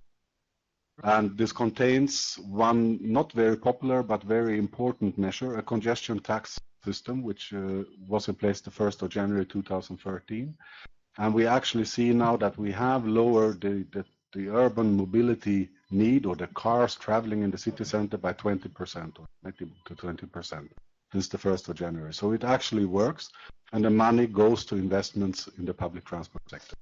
But it's not a very popular magic. Just a few words on the Port of Gothenburg as well, to give you an impression of what it is. It is the gateway to the Baltics. 70% of the Swedish industry is around 500 kilometers and 50% in 300 kilometers. 25% of the Swedish trade passes through our port. We have a rail shuttle system which is extremely extensive. We have 26 destinations in Sweden and Norway based on a daily basis, which we distribute containers via rail. we have several issues where I think we have done quite a lot of homework, where we have been developing things. The rail shuttle system I just mentioned. The onshore power supply for vessels, we were the first in the world to have a high voltage power supply in 2000.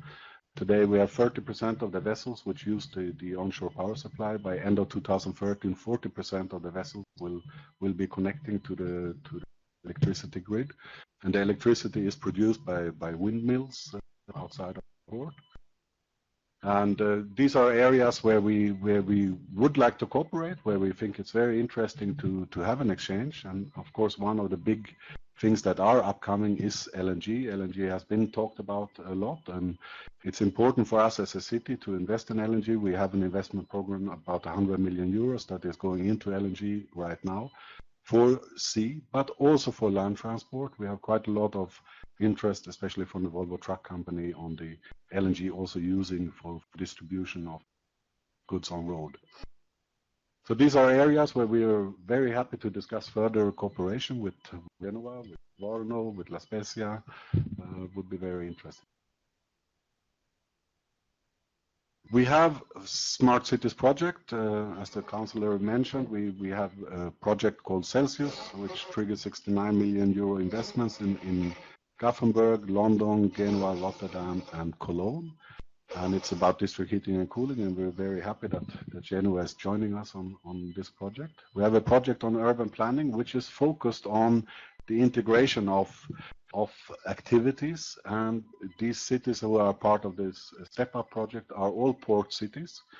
Glasgow, it's Riga, it's Gothenburg, Ghent, and also there we see cooperation possibilities with the city like Genova. But we want to look at this important integration of the city plans and the port plans. Also,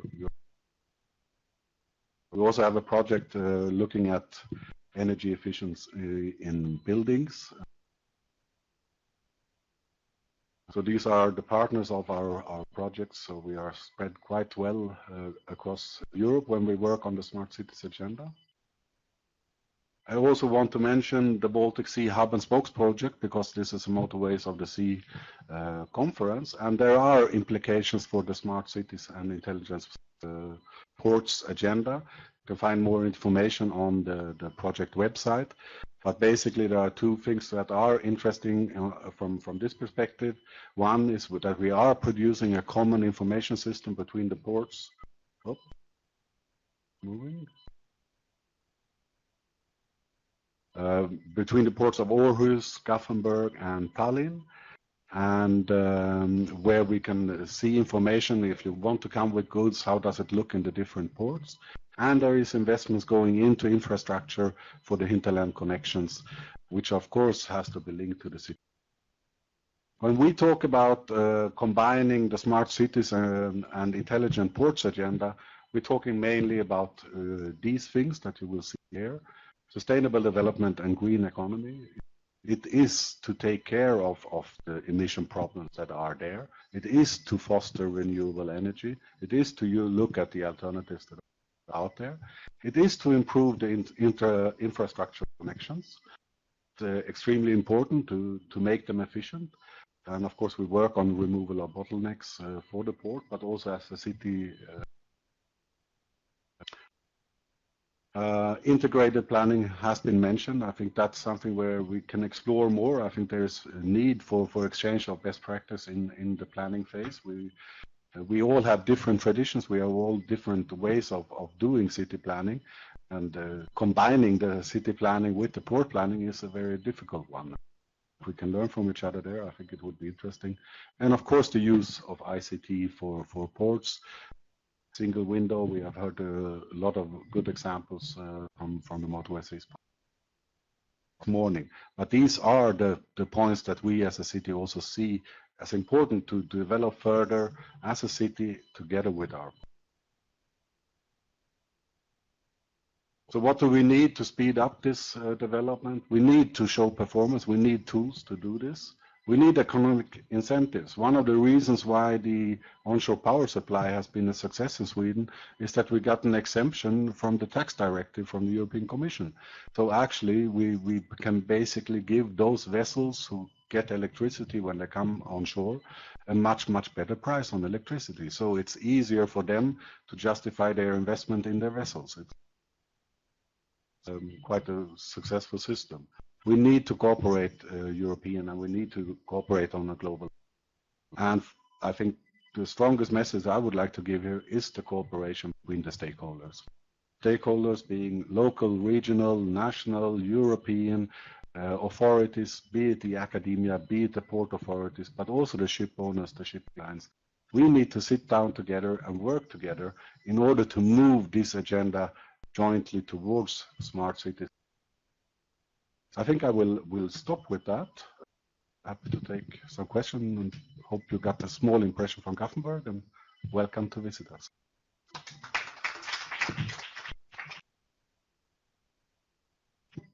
Very impressive, even if it's 5 o'clock in the afternoon, but it was really, really impressive. I wanted to make you a question. I know that you are facing now the requirements, of the SECA requirements. So in the 1st of January 2015, you will have to face with the requirement 0.1 for NOx and SOx. How are you organizing as a city this new challenge? And another question is also concerning the incentives that we are talking about before a few minutes ago. So you launch an initiative that is also a tax reduction. It also seems very, very interesting. If you could do it as a city, so who is the stakeholders who put in place this incentive, and how has been the reaction also by local stakeholders and private actors? Yes. National initiative. It's a national tax on electricity, which actually has been cut by 98% in order to allow vessels then to better price use the electricity. It's a national tax.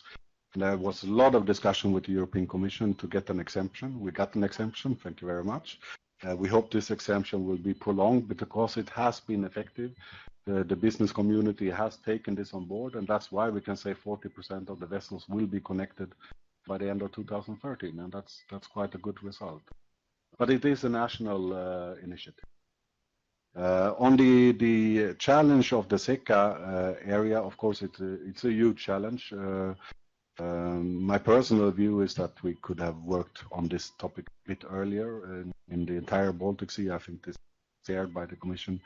But the reality is there, and we need to invest now, and we are investing.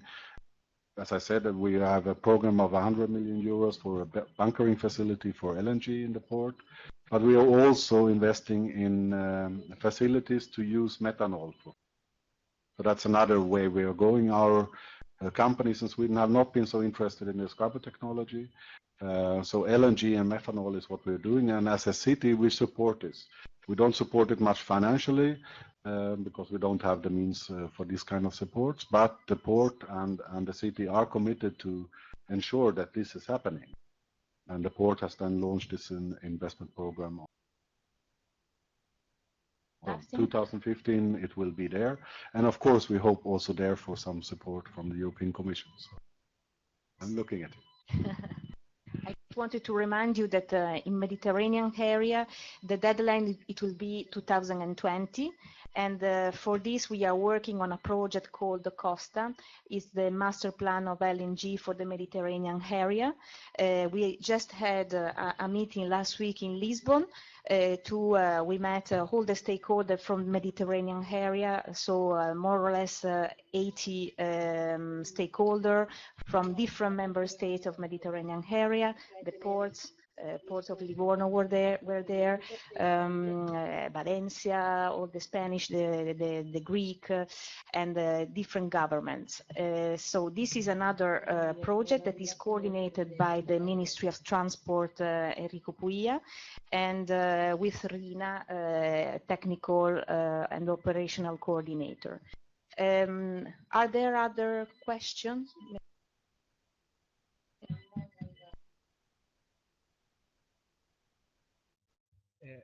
Yes, hello? Yes. Hello? Can you hear us? From Yes. UPM? Okay, So, Simona, Madrid. yeah, from Madrid. Yeah, my question was for Sebastian, of course. It was concerning power supply and onshore power supply, and I wanted to know, well, how does it interfere or affect positively or negatively in port fees? Did you influence Port fees? Yes, we also have a port tariff system which supports vessels not only if they use onshore power supply, but also we have a whole catalog of criteria that we which we are encompassing in an index called the Clean Shipping Index, which looks at the environmental performance of the vessels, how they treat their waste, what are their fuel that they are using, are they using onshore power supply, and if you have a good index in this Clean Shipping Index, you get a cheaper port tariff. This is also a system which is financed by the port itself, but supported by the national government.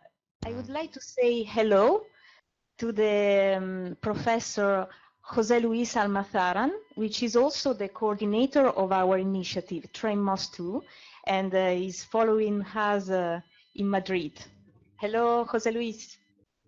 Hello, Simona, Sebastian, and our Italian colleagues. We are very happy, and I want to congratulate you for this presentation and the persons you have invited to this first course, Italian course, and naturally to Sebastian Marx for presenting the experience of Goteborg.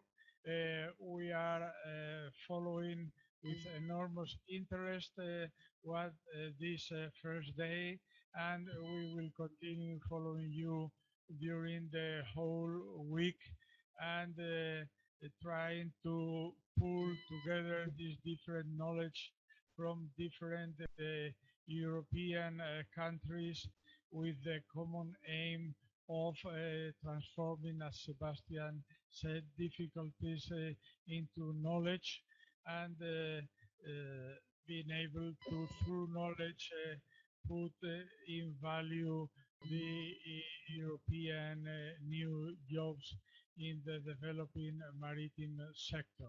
Thank you, Simona. Thank you, José Luis. Please. Just as a final word from my side, I think what my colleague from the Port of Livorno was saying is very important. Let's open up the ports also for other activities. And if you want to see something nice, go on YouTube and you can put in ballerina and Port of Gothenburg. You will see a nice ballet show with the ballerinas dancing together with the cranes, and they are choreographed, and there's nice music to it. And light show. It's a very, very nice initiative and was extremely popular. I can also say when we had the European Maritime Day in May, we did a public event where we opened the port, we opened the city for maritime activities, and we had 50,000 inhabitants going around, looking at ships, going at vessels, seeing icebreakers, seeing how the port is working. So it is actually working if you open up the ports and if you do it in a joint fashion, again, a cooperation between city, region, ports, maritime business. I think it brings an added value to the whole community.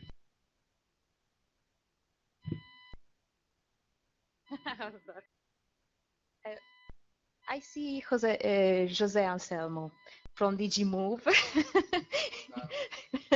You saw the light. Now, I wanted to make you maybe if you can give us a last comment, because we had you were not here, but we have a very interesting discussion with Presidente Gallanti concerning the importance to open more ways of the sea also to North Africa and I mean third country and North Africa, because more ways on the sea is not only Europe, it's also concerning Mediterranean area, is also the southern part of Mediterranean, so Maghreb, Mashrek. Could you please tell us what are the policies that the European is putting in place in the forthcoming years on Mediterranean and third country collaboration? Yes. Really dazzling. I cannot see anything, but I will be with you. Yes, I would just like to say two things. So the first one, trying to answer your question, that always starts with small thing, becomes large as the world, and the second one on the core. But the first one, to try and answer your question. Well, we have tried to listen to the industry, to the stakeholders, to the member states. The point of the president of the Port of Livorno is more than well taken. It's not the first time that he's doing it. He has done it repeatedly, and I fully agree with him. The situation was that in terms of the trans-European networks, he could not do anything, because if I would do anything to support it, I would be in jail right now. So it was forbidden by the program itself, any sort of support to third countries.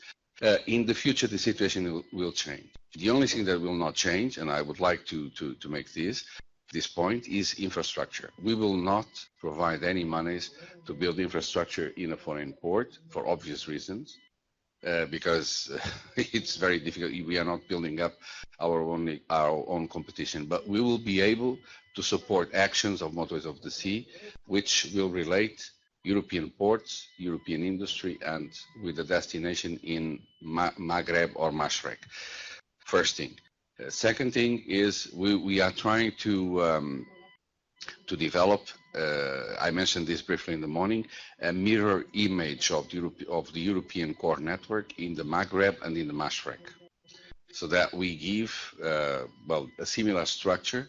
What are going to be the key nodal points, the key logistic centers, the key communication centers, and we are not concentrating on building up links between this port and the other. We believe it's going to be the industry.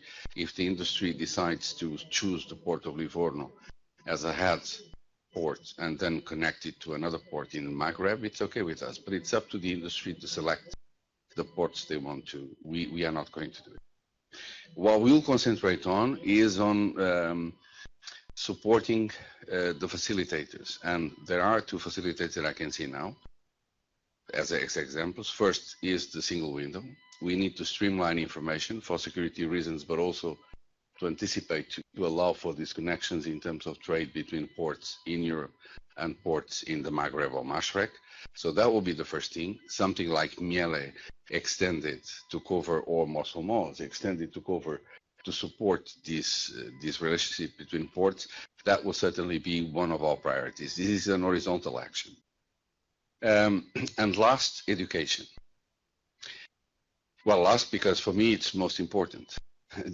So first and foremost, I'm really happy to see this thing working. We had some sort of a divine presence here. Angel was like the guardian angel watching this thing. So it works. I could even see José Luis Almazán in person. So he's there, I can see him. And it's working quite well. So let's continue to test the tool. The idea being that we need more and more to take advantage of opportunities, and you will not get advantage of opportunities if you're not exposed to information. And the whole idea was to try and help people interested in the maritime world to try and tackle global problems, address global problems using the different local knowledges. So for us, it is great if I can have somebody addressing issues of LNG from Luleo and Goteborg and La Spezia and Leixões and Alicante, and all of them are involved and they are building up together an answer. That is quite important. It is also very important not to lose know-how in the cities, in the universities. It is can be a very dreadful loneliness for having a professor that is specialized in one discipline, the only person in Genova, because all the other ones are around in the world. So the idea is to try and facilitate that he gets to participate in academic life using electronic tools. So the tool is not a gadget. The tool is a mean for him to accede to information, to show himself, to be able to participate, not let know-how die. The last issue, we will certainly be cooperating with Israel, well, there is a bit of a problem, all of you noticed, with the north of Africa. This is not what it was 2 years ago. It's a different situation. But you have Morocco, you have Algeria, and we have Israel and Jordania and a couple of others, and we will certainly foster exchanges in terms of ports, in terms of technologies, and in terms of education. That is also an important part of it. And the last part of it is that, if you remember, one of the things that we discussed in Brussels, the sun was not so bright there. I don't know why. It was exactly on the role of this project to introduce graduating students or post-graduating students to the industries. Help them to meet the reality of their port, Genova, all the multitude of implications that it has, but also allowing them to meet the president of the port of Livorno and the president of a ferry company. I mean, this is quite important that this system is established. So this will be part of your challenges and your opportunities to have met captains of the industry that are sensitive to what you're about to learn here. And that, I think, will also give you two things. First, a better opportunity for employment. That is something rare. And secondly, that your employer know that you know already something on the issue you're going to work. Even if the thing you were exposed to just makes you aware that you know nothing about it, but you would like to. So maybe in 30 years of work, you will start learning something about it. But no, but the basic thing is this, please try and use this, and the appeal is to both the captains of the industry and to the student. Use this opportunity where you met together, where you were together exchanging, being confronted with the same presentations, exchanging questions. I think that this is a very nice way, without big political speeches, but where education meets industry and industry meets education. So congratulations, and thank you for the sunshine. I can tell you that in Brussels, this is not like this. It's the only thing we could not legislate about. So, if there are no more questions from the floor, again, I would like really to thank my colleague Sebastian to be here today, President Gallanti, to give his experience here today with us, to share his experience. Our colleagues from Madrid, but also all the others that are following the courses. So bye, Jose Luis. See you tomorrow. And I would like also to thank University of Genova and Perform, because thanks to them also this course today is possible. I thank also Regione Liguria, not me, but Assessore Rossetti, Assessore Paita, the President of Regione Liguria, Angel, so Simne, because he came especially for us, together with Jesus, so Jesus and Angel. The only... The Pope, are you here for, are you going to Rome after, or? No, thanks you very much, really, to be here, and also for all the technical support that you gave to us. So thank to all, and see you tomorrow at 9 o'clock here. We will continue the course with the students and also with the other people that would like to continue enjoying the course. So thank you very much.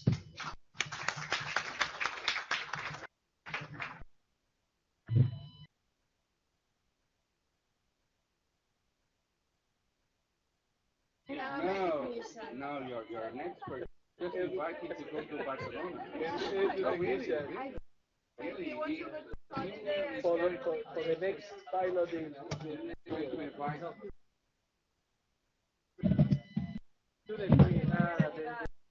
he appreso meglio.